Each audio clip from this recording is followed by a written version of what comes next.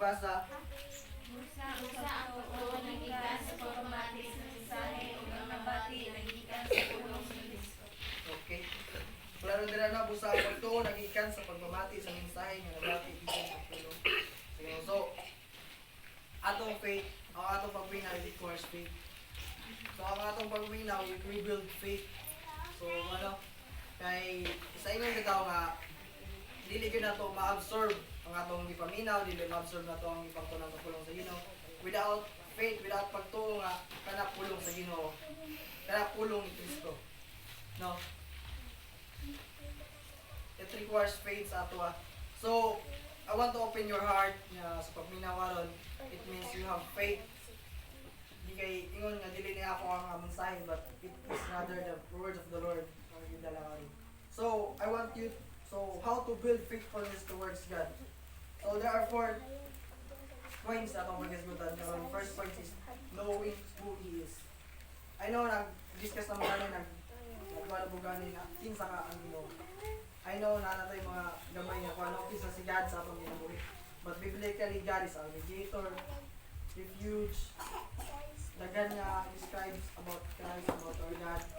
So, all you do is knowing that kaya hindi ka kayo bawahan your build faith. No?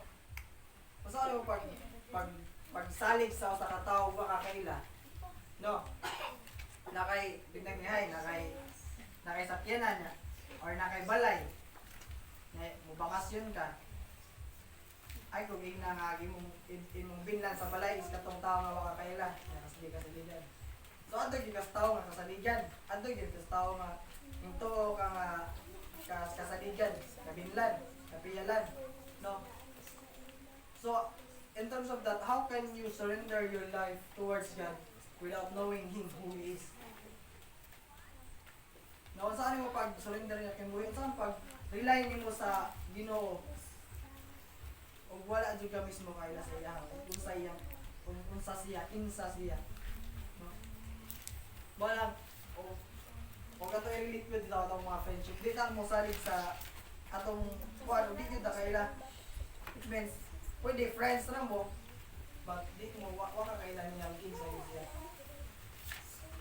It means, ang imong pagtuod diha kaniya is takwa lang. Ano why? Because wako ni mo ilha kung kinsa siya. And how to know God, detail by detail. So sa pinaka-simple but listen for faithfully, i-habit, consistently buhaton. How to know God, read your Bible.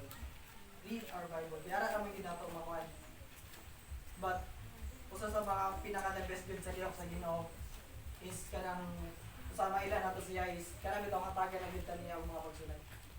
Yes, why God allows problems? Because God wants us who He is. Kay usa sa pinaka-mindset sa mga tao is muduol na o na problema. No? So, gamiton mo na sa Ginoo nga, muduol na mga problema. Tagaan ka ng problema. Kung masampit siya, dirami lang dito sa Ginoo. It means Ginoo, wala ang problema sa mga pagmasampit. That's why di nang tanato, kawanan, buwato ng mga problema niya alaw sa Ginoo aron makainatan niya. But rather, kita mismo, mo desire niya sa kinsa siya mo ila siya, no? And the point is knowing God is building faith siya sa iya. Kay di jud ka maka-build kung tinuod na pagtuo diha kaniya kung di tapaw ra tong pagila. Even gani sa tong salvation is need of faith. So knowing who He is. So di magita ka katugkad kung kinsang Ginoo kinsa na mata. But sa hinahinay nga paagi sa pagbasa ng Bible, sa pagpaminaw sa pulong sa Ginoo, is diha makita na kung kinsa gid siya. Kay I know that ang mga story we try to sa mag-gospel book sa Mateo. Grabe ang mga lihok sa Ginoo gid. Grabe ang lihok ni Christ, grabe ang iyang mga pagkuhan bitaw towards sa mga tao. Pansalin ni di gyapon mo tuwa mga tao sa hindi di gyud tanan. Dapat rin po ng tanan. But rather, we believe in Christ. Ano pang live knowing who He is in our life. So first point pa to. But second point, you know, Dali ta. Knowing his ableness. Kinsa ka siya. So, now, follow yung verse ko dali. But, nato lang, ipasayos na lang. Knowing his ableness. Kung sa kay kaya niya. So, sama ni Peter, I know, si Peter,